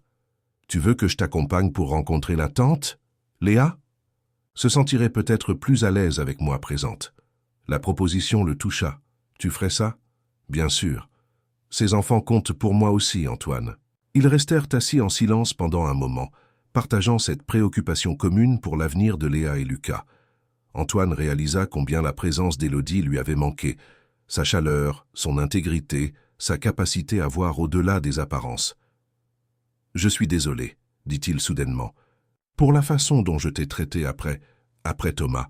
Tu essayais d'aider et je t'ai repoussé. » Élodie le regarda avec douceur. « Tu n'étais pas prêt. Personne ne peut guérir à la place d'un autre, Antoine. Chacun doit trouver son propre chemin à travers le chagrin. Et maintenant, est-il trop tard pour réparer certaines choses ?» La question flottait entre eux, chargée de possibilités non exprimées. Élodie semblait sur le point de répondre quand le téléphone d'Antoine sonna. C'était son père. « Je dois prendre cet appel », s'excusa-t-il. Élodie hocha la tête et se leva. « Je reviendrai demain matin pour vous accompagner aux services sociaux. » Une fois seul, Antoine décrocha. « Père, Antoine. » La voix d'Édouard Vauclair semblait étrangement fatiguée. « Je suppose que tu es au courant pour la réunion du conseil demain. »« Oui, Jean-Michel orchestre ma destitution, n'est-ce pas ?» Un silence. « Il a convaincu plusieurs membres clés, avec le scandale dans la presse, la chute des actions, et ton comportement erratique ces dernières semaines, il a des arguments solides. »« Mon comportement erratique ? Tu parles de mon refus de continuer à fermer les yeux sur des pratiques immorales, ou du fait que j'essaie d'aider 2 enfants que notre entreprise a contribué à mettre à la rue ?» Édouard soupira. « Antoine, je ne t'appelle pas pour me disputer. J'ai quelque chose d'important à te dire, quelque chose que j'aurais dû te dire il y a longtemps. » Le ton de son père était si inhabituel qu'Antoine se tut, attendant la suite. « Je suis malade, poursuivit Édouard. Un cancer du pancréas, stade avancé. Les médecins me donnent quelques mois tout au plus. » La nouvelle frappa Antoine comme un coup physique. Son père, cet homme qu'il avait toujours perçu comme indestructible, cette force de la nature qui avait façonné son existence entière, mourant. « Père, je ne sais pas quoi dire. »« Il n'y a rien à dire, » répondit Édouard. « J'ai fait mon temps, mais avant de partir, je veux mettre certaines choses en ordre, y compris avec toi. » Antoine attendit, le cœur battant. « Je n'ai pas été un bon père, » continua Édouard, sa voix inhabituellement douce. « J'ai privilégié l'entreprise au détriment de tout le reste, ma santé, mon mariage et surtout ma relation avec toi. Je t'ai enseigné à faire de même. Et quand tu as perdu Thomas, je t'ai poussé à te réfugier dans le travail plutôt que de faire face à ta douleur. Tu faisais ce que tu pensais être juste, » murmura Antoine, bouleversé par ces aveux inattendus. « Non, Je faisais ce qui était facile, ce qui était conforme à la vision étroite que j'avais de la réussite. Un silence. Antoine, je veux te voir, toi et ces enfants dont tu t'occupes, avant la réunion du conseil demain. La requête était si inattendue qu'Antoine ne sut comment réagir. Tu veux rencontrer Léa et Lucas? Oui, si tu es d'accord. Bien sûr, tu peux venir ce soir. Après avoir raccroché, Antoine resta immobile, absorbant le choc des révélations de son père. La maladie d'Édouard changeait tout, la dynamique familiale, l'avenir de l'entreprise, et peut-être même les chances d'Antoine de conserver un rôle dans la vie de Léa et Lucas. Il monta à l'étage pour vérifier l'état des enfants. Lucas gazouillait joyeusement dans son berceau, tandis que Léa dormait encore, le fameux manteau Burberry serré contre elle. Antoine s'assit doucement au bord du lit, observant son visage paisible, si différent de l'expression inquiète et méfiante qu'elle arborait le jour de leur rencontre. En quelques jours à peine, ces deux enfants avaient bouleversé son existence, réveillant des parties de lui-même qu'il croyait mortes depuis la perte de Thomas. Quelle que soit l'issue de la réunion, de demain, tant avec le conseil d'administration qu'avec la tante des enfants, Antoine savait qu'il ne reviendrait jamais à l'homme qu'il était avant cette rencontre sous la pluie. Édouard Vauclair arriva au manoir en début de soirée. Malgré l'annonce de sa maladie, il conservait cette prestance intimidante qui avait toujours été sa marque de fabrique. Pourtant, Antoine remarqua les signes subtils de son déclin. Le teint légèrement jaunâtre, les joues plus creusées, la démarche moins assurée. Léa, qui s'était réveillée de sa sieste, observait ce nouveau visiteur avec curiosité, depuis le salon où elle jouait avec Lucas. Antoine fit les présentations. « Léa, Lucas, je vous présente mon père, Édouard. » Édouard s'approcha lentement, son regard habituellement sévère adouci par quelque chose qu'Antoine ne lui avait jamais vu, peut-être de la tendresse. « Bonjour, jeune fille, » dit-il à Léa. « Et bonjour à toi aussi, petit bonhomme, » ajouta-t-il, en se penchant vers Lucas. Léa fit une petite révérence, manifestement impressionnée par cet homme imposant. « Bonjour, monsieur. » Édouard s'assit dans un fauteuil près des enfants. « Antoine m'a dit que tu avais un talent pour la musique. Tu chantes ?» Léa hocha timidement la tête. Ma défunte épouse, la mère d'Antoine, adorait la musique, poursuivit Édouard avec une douceur surprenante. Elle jouait du piano magnifiquement. Nous avions un grand piano dans cette même maison autrefois. Qu'est-il devenu ? Demanda Antoine surpris. Il n'avait que de vagues souvenirs de sa mère jouant du piano, morte trop tôt d'une maladie. Cardiaque. Je l'ai fait enlever après son départ, répondit Édouard, un regret évident dans sa voix. Le son me rappelait trop sa présence. Il se tourna vers Léa. Ce fut une erreur. La musique ne devrait jamais quitter une maison. La soirée se déroula dans une atmosphère étrangement paisible. Édouard, habituellement si distant et formel, semblait apaisé en présence des enfants, écoutant avec une attention réelle les histoires simples de Léa, observant les progrès de Lucas qui commençait à se tenir assis sans soutien. Plus tard, après que les enfants furent couchés, père et fils s'installèrent dans le bureau d'Antoine avec un verre de cognac. « Ils sont remarquables, » dit Édouard. « Particulièrement la petite. Elle a une force que l'on ne trouve pas souvent chez les adultes. »« Je sais, » répondit Antoine. « Elle a pris soin de son frère seul pendant des semaines après la perte de leur mère. Et maintenant, tu veux prendre soin d'eux. » Ce n'était pas une question, mais Antoine acquiesça tout de même. « Oui, mais une tante est apparue. Nous la rencontrons demain. » Édouard contempla son verre. La famille biologique a généralement priorité dans ces cas. « Je sais, » murmura Antoine, incapable de masquer sa tristesse à cette perspective. « Antoine, » dit Édouard en le regardant directement. « Quoi qu'il arrive demain au conseil, je veux que tu saches que je suis de ton côté. J'ai passé ma vie à construire Vauclair & Associés, mais face à ma propre finitude, je réalise que ce n'est qu'une entreprise, pas un héritage digne de ce nom. Que veux-tu dire ? Je veux dire que si tu choisis de te battre pour ces enfants plutôt que pour l'entreprise, je comprendrai, et je t'aiderai. » Ces mots, venant de l'homme qui avait toujours placé l'entreprise au-dessus de tout, touchèrent Antoine profondément. Pour la première fois depuis des années, peut-être, depuis son enfance, il sentit un lien authentique avec son père. « Merci, dit-il simplement. » Édouard termina son verre. « Je serai à la réunion du conseil demain. Jean-Michel ne s'attend pas à me voir. Il pense que ma maladie m'a déjà mis hors jeu. » Un sourire froid apparut sur ses lèvres. Il va avoir une surprise. Après le départ de son père, Antoine resta longtemps éveillé, préparant mentalement les deux batailles qui l'attendaient le lendemain, l'une pour son entreprise, l'autre pour les enfants qui avaient si rapidement capturé son cœur. Il ignorait s'il pouvait gagner les deux, ou même l'une d'entre elles. Mais pour la première fois depuis la perte de Thomas, il sentait qu'il se battait pour quelque chose qui en valait vraiment la peine. Le jour qui allait décider de tant, de destin se leva sous un ciel d'un bleu limpide, comme si la nature elle-même voulait offrir un contraste apaisant avec les turbulences humaines qui se préparaient. Antoine s'éveilla avant l'aube, ayant à peine dormi. Il resta quelques minutes assis au bord de son lit, rassemblant ses forces pour les épreuves à venir. Sa première action fut d'aller vérifier les enfants. Léa et Lucas dormaient paisiblement, inconscients des enjeux de cette journée qui pourrait tout changer pour eux. Antoine observa leur visage détendu, puisant dans cette vision la détermination dont il avait besoin. Le petit déjeuner fut silencieux. Même Léa, qui commençait à s'ouvrir, davantage semblait percevoir la tension dans l'air. Elle mangea son croissant en observant Antoine avec ses yeux sérieux qui semblaient tout comprendre. « Aujourd'hui, nous allons rencontrer quelqu'un d'important, » lui expliqua finalement Antoine. « Ta tante Sophie, la sœur de ta maman. » Léa posa sa tasse de chocolat, surprise. « Je ne savais pas que maman avait une sœur. Apparemment, elle ne se voyait plus depuis longtemps.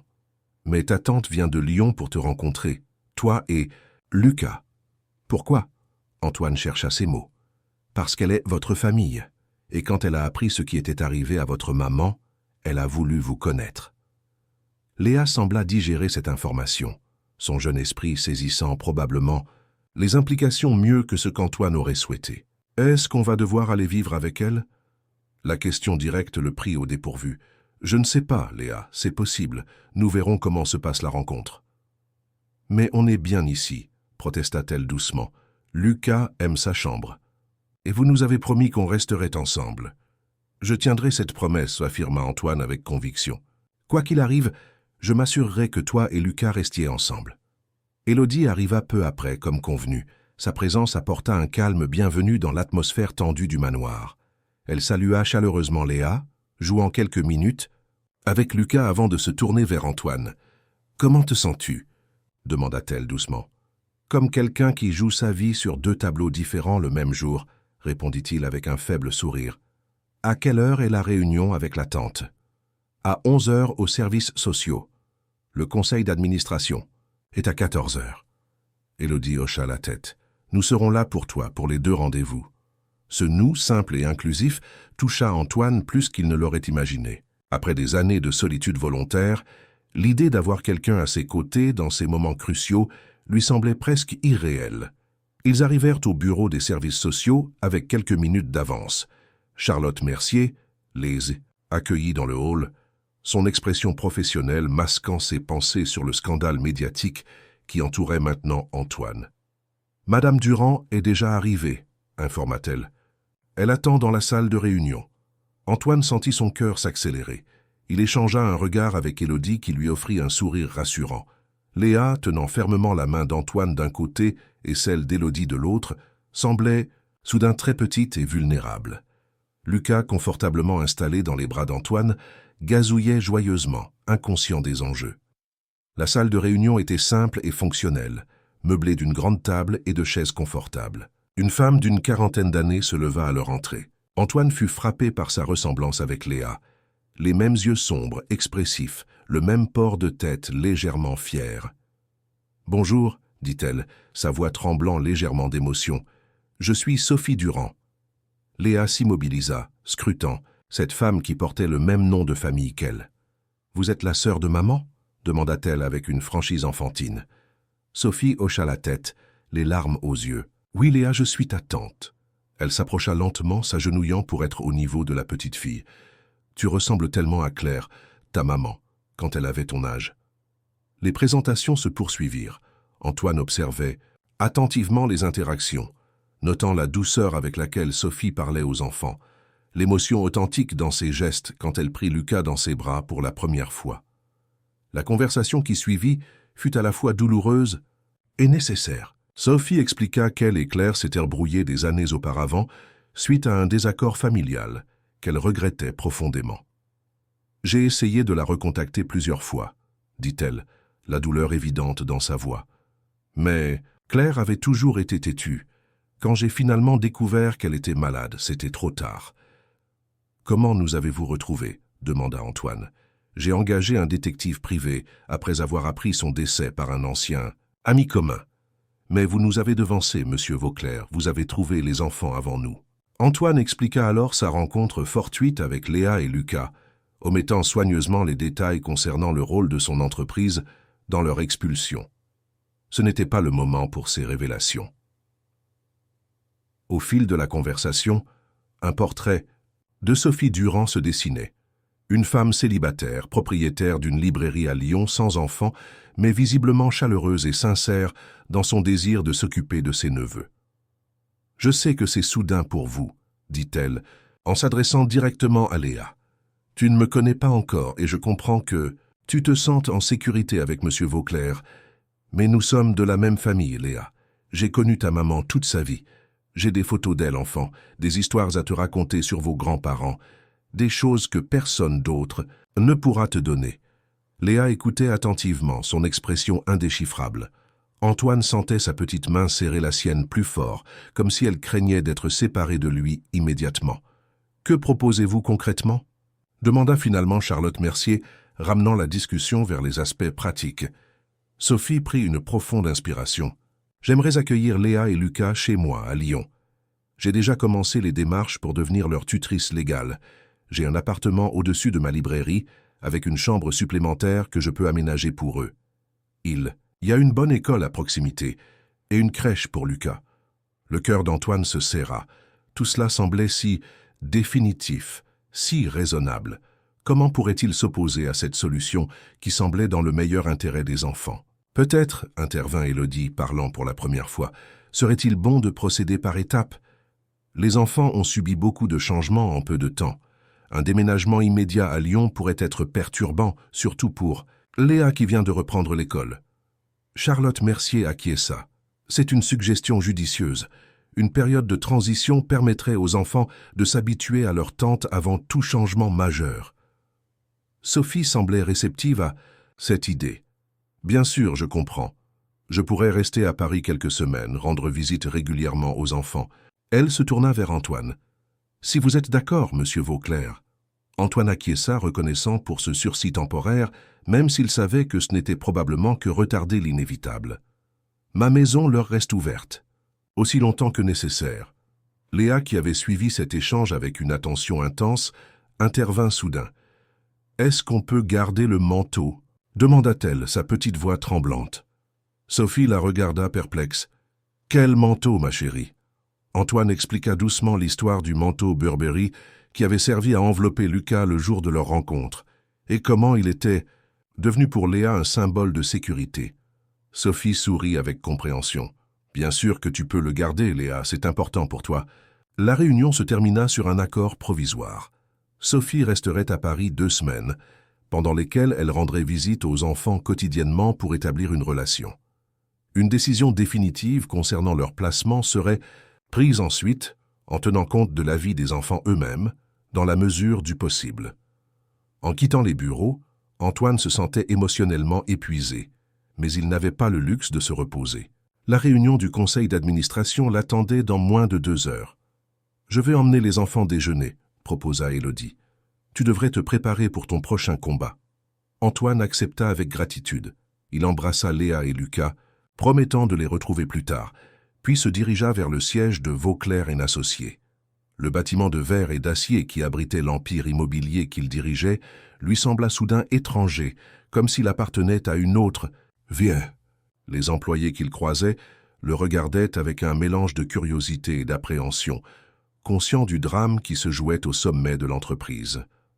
Jean-Michel l'attendait devant la salle du conseil, son habituel costume impeccable, contrastant avec son expression tendue. « Antoine, salua-t-il froidement, le conseil est au complet, ton père est arrivé il y a 10 minutes. » Cette information sembla déstabiliser légèrement Jean-Michel, et Antoine comprit que son directeur financier n'avait pas prévu la présence d'Édouard.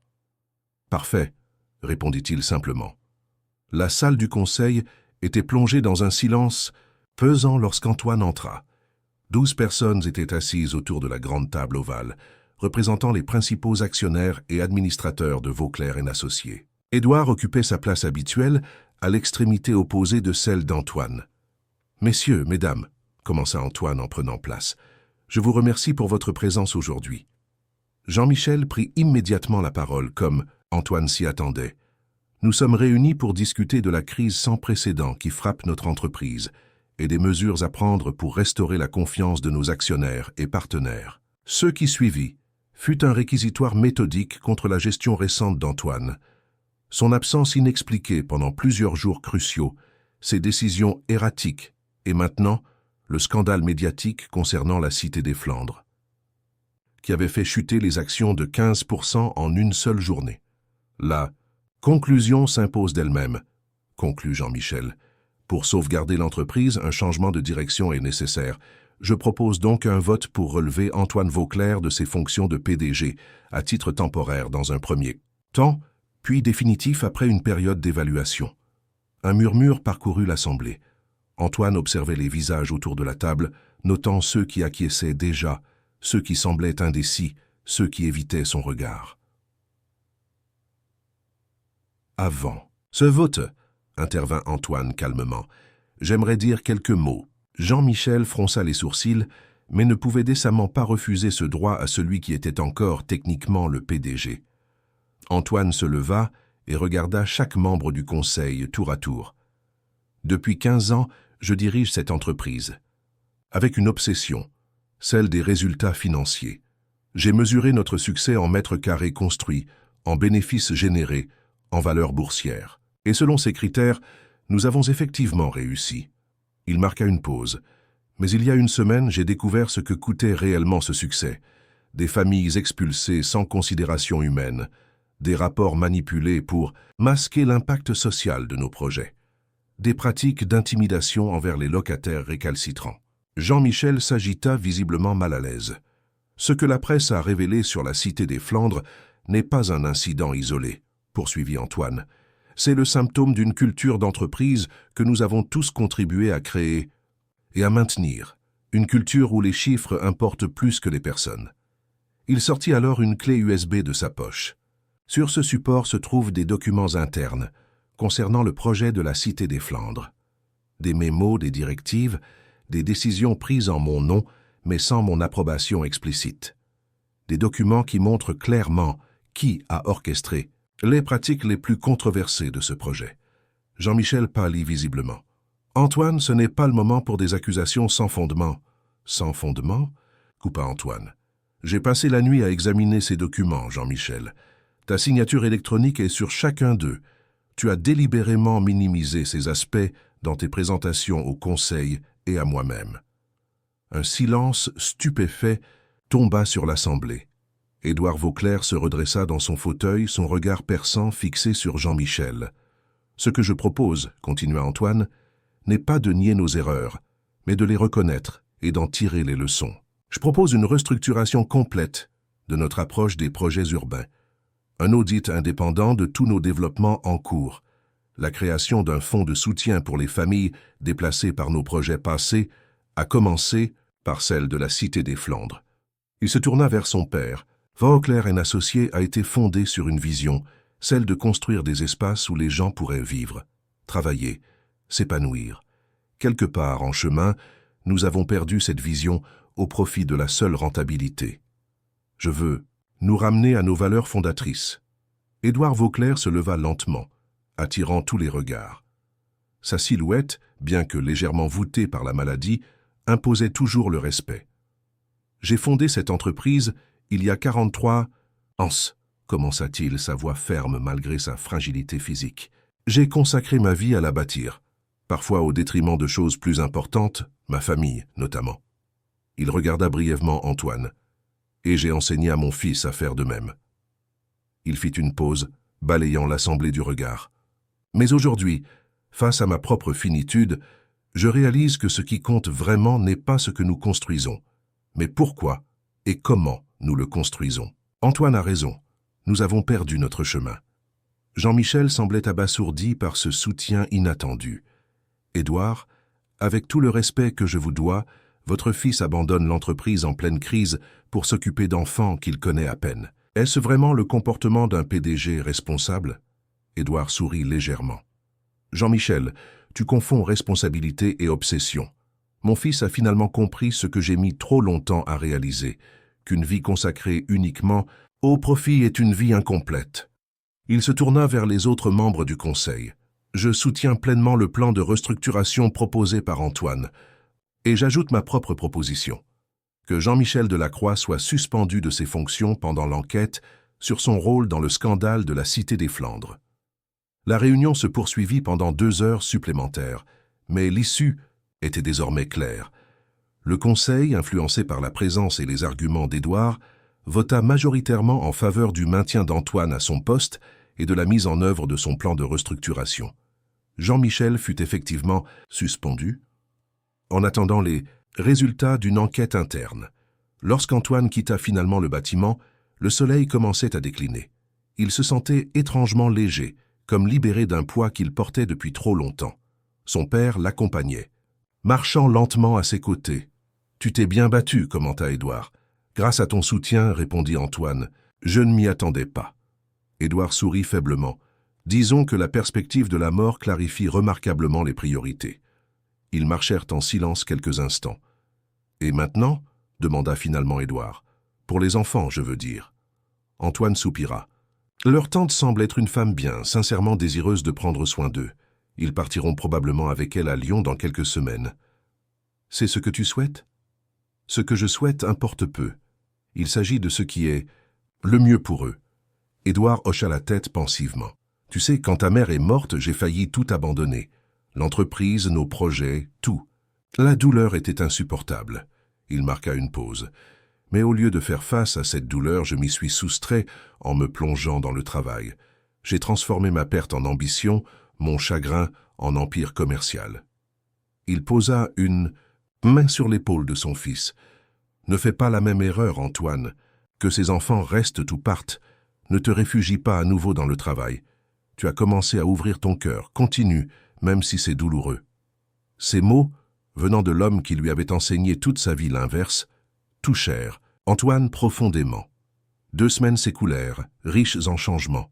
Sophie Durand s'installa temporairement dans un hôtel près du manoir Vauclair, rendant visite aux enfants quotidiennement comme convenu. Antoine observait avec un mélange de résignation et de satisfaction le lien qui se formait progressivement entre la tante et ses neveux. Léa, initialement réservée, s'ouvrait peu à peu aux histoires que Sophie partageait sur sa mère enfant. Lucas, avec l'insouciance de son âge, s'était rapidement attaché à cette nouvelle figure féminine dans sa vie. Parallèlement, Antoine restructurait Vauclair & Associés selon sa nouvelle vision. L'enquête interne avait confirmé le rôle central de Jean-Michel dans les pratiques contestées, menant à son licenciement. Le fonds de soutien pour les familles déplacées était en cours de création, et une équipe travaillait à établir de nouveaux protocoles éthiques pour tous les projets futurs. Édouard, malgré sa maladie qui progressait, participait activement à ce renouveau, partageant sa sagesse tardive et réparant à sa manière les erreurs du passé. Élodie était devenue une présence régulière dans la vie d'Antoine et des enfants. Sa chaleur, son intelligence et sa compréhension profonde des besoins de Léa en faisaient une alliée précieuse pendant cette période de transition. Antoine se surprenait à attendre avec impatience ses visites, redécouvrant ce qui l'avait attiré vers elle des années plus tôt. Le jour où une décision définitive devait être prise concernant la garde des enfants arriva finalement. Charlotte Mercier organisa une réunion au manoir Vauclair, en présence de Sophie, Élodie, Antoine et bien sûr, Léa et Lucas. Après avoir observé la situation pendant ces 2 semaines, commença l'assistante sociale, et consulté tous les adultes impliqués, j'estime que le moment est venu de déterminer l'arrangement permanent qui servira au mieux l'intérêt des enfants.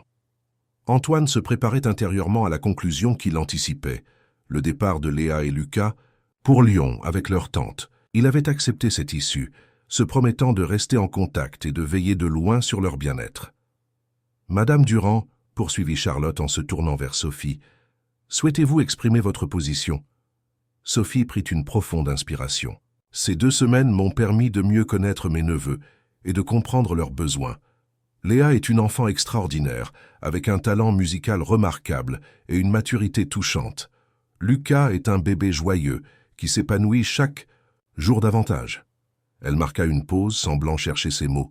J'ai également pu observer leur relation avec M. Vauclair. Le lien qui s'est formé entre eux est spécial.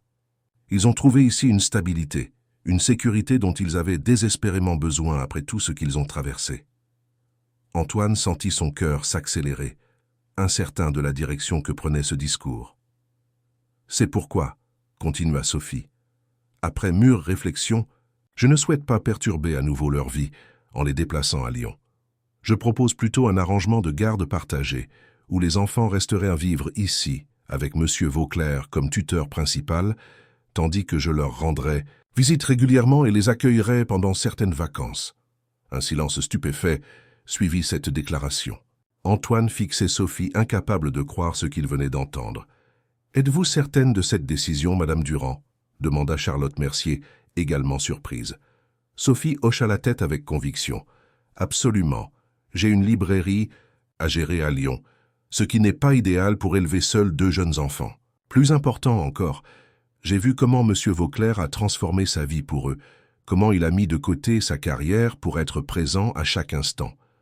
Ce genre de dévouement est rare. » Elle se tourna vers Antoine. « Je resterai leur tante, leur lien avec leur mère et leur histoire familiale. Mais vous, Monsieur Vauclair, vous êtes devenu leur père dans tous les sens qui importent vraiment. » Antoine sentit une émotion intense l'envahir, un mélange de soulagement, de gratitude et d'une joie presque douloureuse. Il chercha Léa du regard. La petite fille, qui avait écouté attentivement, avait les yeux brillants de larmes contenues. « Léa, » dit doucement Charlotte, « comment te sens-tu par rapport à cette proposition? Aimerais-tu rester vivre ici avec M. Vauclair et voir ta tante Sophie régulièrement ?» Léa hocha vigoureusement la tête, puis se précipita vers Antoine, se jetant dans ses bras. « Oui, » murmura-t-elle contre son épaule. « Je veux rester avec vous, et Lucas aussi. » Antoine l'étreignit, incapable de parler, submergé par l'émotion. Par-dessus la tête de Léa, il croisa le regard d'Élodie qui lui souriait, les yeux également humides. Les semaines suivantes furent consacrées à formaliser cet arrangement. Antoine entama officiellement les démarches d'adoption, avec le soutien écrit de Sophie. Le manoir Vauclair se transforma progressivement. Des chambres d'enfants colorées remplacèrent les espaces austères, des jouets apparurent dans le salon autrefois impeccable, et surtout la musique revint. Édouard, dans un geste symbolique fort, fit livrer un magnifique piano à queue dans le salon, une réplique exacte de celui sur lequel la mère d'Antoine jouait autrefois. Léa commença des leçons, révélant un talent naturel qui émerveillait tous ceux qui l'entendaient y jouer. La relation entre Antoine et Élodie évoluait également, doucement mais sûrement. Ce qui avait commencé comme une reconnexion autour du bien-être de Léa devenait quelque chose de plus profond, de plus personnel. Ils prenèrent leur temps, conscients des blessures passées et des nouveaux défis qui les attendaient, mais avançant ensemble avec une confiance renouvelée. 6. Mois après cette journée fatidique, où Antoine avait trouvé Léa sous la pluie, une cérémonie simple mais émouvante eut lieu au manoir. L'adoption officielle de Léa et Lucas Vauclair fut célébrée en présence d'un petit groupe. Sophie, venue spécialement de Lyon, Édouard, dont la santé déclinait mais dont les yeux brillaient de fierté, Élodie, radieuse dans une robe simple, Charlotte Mercier, visiblement satisfaite de l'issue de cette histoire, et quelques amis.